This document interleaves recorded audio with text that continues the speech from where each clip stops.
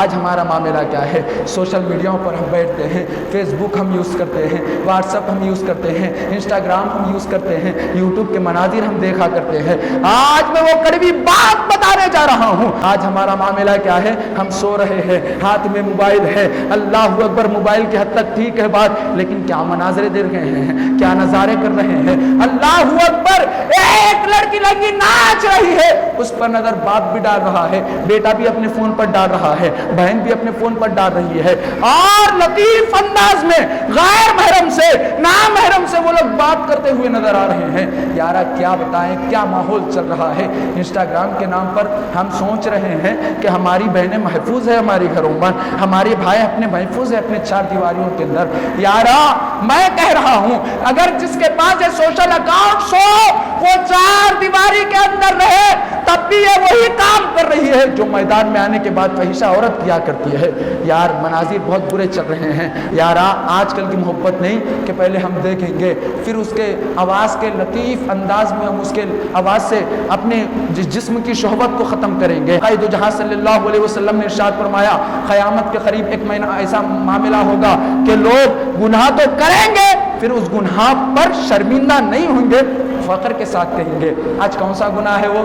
آج بول رہے ہیں میری فلاں گرل فرینڈ ہے، کیا آپ کے پاس گرل فرینڈ ہے کیا؟ میری فلاں بندی ہے، کیا آپ کے ساتھ بندی ہے کیا؟ یار بندی رکھنا سب سے بڑا گناہ ہے، اور تم اس گناہ کو لوگوں کے ساتھ بیان کر رہے ہو، کبھی دوستوں کے ساتھ، کبھی رشتہ داروں کے ساتھ، کبھی احباب کے ساتھ، کبھی اپنوں کے ساتھ۔ کیا بول رہے ہیں؟ فلاں بندی ہے، پسند ہے کیا آپ کو فلاں بندی ہے؟ یار اسلام تو کہتا ہے جب تک کوئی خاتون جو نامحرم ہو قبول کا ذکر منہ سے نہ نکالے وہ اپنے شوہر پر بھی جائز نہیں ہوتی۔ جو لڑکے کہتے ہیں کہ ہم محبت کر رہے ہیں اسی کے ساتھ شادی کریں گے تو اس میں ملنا کیا برا ہے؟ ہم جن سے ہاتھیں ملا رہے ہیں نا، جن سے بوسا کر رہے ہیں نا، بالکل کھلے انداز میں ان جملوں کا استعمال کر رہا ہوں، کیوں بولے تو اس دور میں چل رہا ہے۔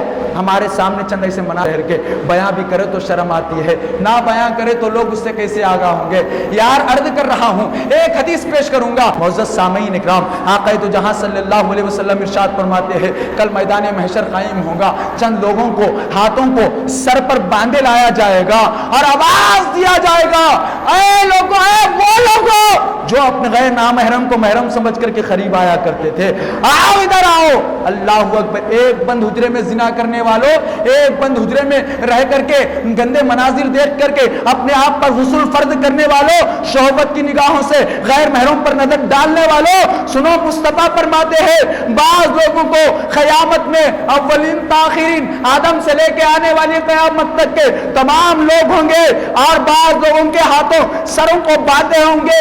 اللہ جب سب کی نظر اس کی طرف ہوگی، جب ان کو لایا جائے گا، مصطفیٰ جان رحمت حیا کے پیکر ہونے کے بعد ان جملوں کو کھلے انداز میں بیان کر رہے ہیں کس لیے؟ تاکہ میری امت اس گناہوں سے محفوظ رہے۔ مصطفیٰ فرماتے ہیں جب ان کو ہاتھ باندھے لایا جائے گا لوگوں کی نظر ان پر ٹکی ہوگی، فرشتے کہیں گے بتاؤ کیا معاملہ تھا، کیا مناظرہ تھا؟ رب کریم ان لوگوں کو دیکھے گا، دیکھنے کے بعد دیکھے گا ہاتھ باندھے ہوں گے، اللہ اکبر، وہ جس ہاتھ سے چھوئیں گے جو نامحرم کو چھونے میں جو لطف محسوس کرتے ہو۔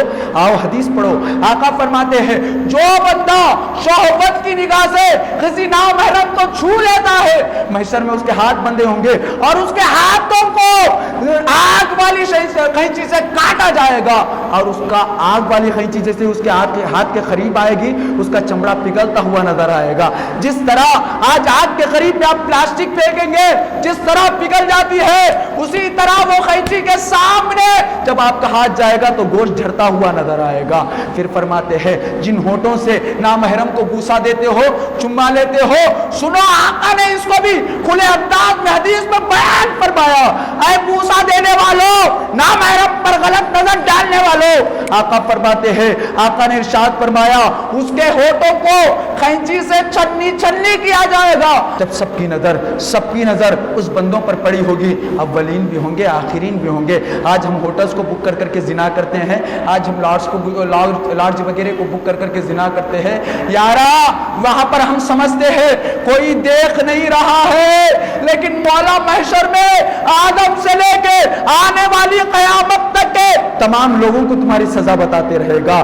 اے لوگوں، جو تم سمجھ رہے ہو ایک بند حجرے میں کوئی نہیں دیکھ رہا ہے، وہ مولا رب کریم ہے، اور وہ ایسا رب ہے جو جب تک تمہاری جسم میں جان ہے وہ رب پکار پکار کر کے کہہ رہا ہے، یا ایھا الانسان، اے میرے انسان، اے انسان، ما غرک بربک الکریم، آج اپنے رب کریم کی طرف لوٹ جا۔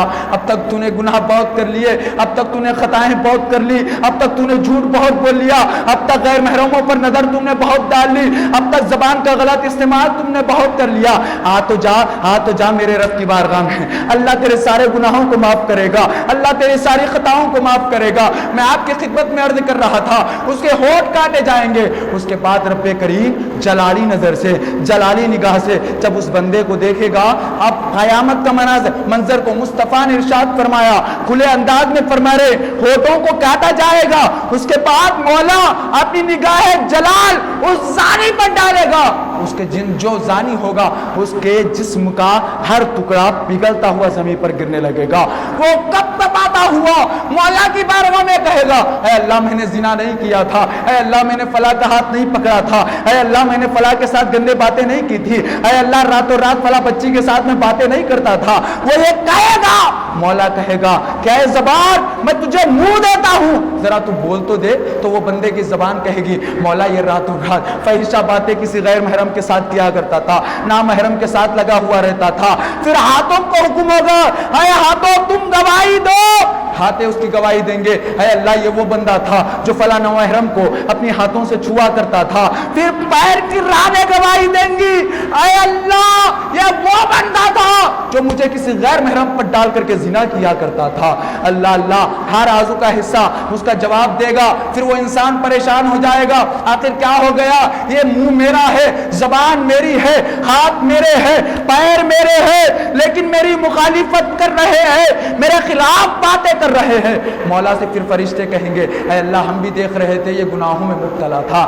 پھر اللہ کے اس فرشتے کہنے کے بعد جو آپ میں محافظ دو فرشتے ہوتے ہیں جسے کرامین کاتبین کہا جاتا ہے، وہ فرشتے بھی کہیں گے، اے اللہ ہم نے اس کے فلاں گناہ کو لکھا، تو مولا کہے گا، ہاں میں بھی جانتا ہوں یہ بندہ خلوت میں، کبھی لاڈج میں، کبھی ہوٹل میں، کبھی دریا کے کنارے، کبھی جنگل میں، کبھی بیابان میں یہ گناہ کرتا نظر آتا تھا۔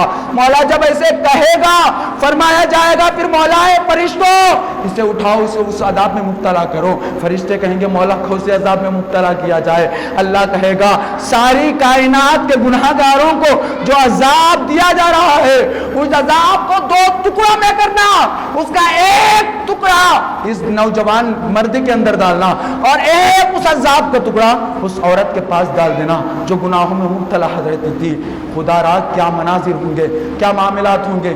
آج ہم سوشل میڈیا پر بچیوں سے بات کر کے اپنے آپ پر فخر محسوس کرنے والوں، مصطفیٰ جان رحمت فرما، سارے قرض جس کا بدلہ کوئی اگر آپ کو قرض دے گا، آپ مقروض ہو جائیں گے، تو آپ کسی سے پیسے لیے تو آپ اس کو اسی وقت پر پیسہ دیں گے جب آپ کے پاس پیسہ ہوگا۔ لیکن آقا فرماتے ہیں زنا ایک ایسا قرض ہے، تم یہاں پر کسی غیر محرم کے ساتھ کرو گے، کسی نامحرم کے ساتھ کرو گے، پھر کوئی اور بندہ تمہارے بہن کے ساتھ یا تمہارے ماں کے ساتھ کرتا نظر آئے گا۔ میری یہ بات نہیں، مدینے کے تاجدار کی بات ہے، یہ قرض اس کا فوری لوٹا دیا جائے گا۔ ایک طرف تم شہوت کی نگاہ سے کسی غیر محرم پر نظر ڈالو گے، دوسری طرف تمہاری بہن پر یا تمہاری والدہ پر یا پھر تمہاری گھر کی خواتین پر دوسرا نظر ڈالتا نظر آئے گا۔ کر رہا تھا کیا ہوگا بھائی، ہم زنا کر رہے ہیں، ہاتھ چھو لے رہے ہیں، بوسا لے لے رہے ہیں، گلے مل رہے ہیں، ہم سوچ رہے ہیں کہ کوئی دیکھ رہا نہیں۔ اللہ فرماتا محشر میں سارے لوگوں کے سامنے، سارے لوگوں کی نگاہوں کے سامنے اس کو عذاب دیا جائے گا۔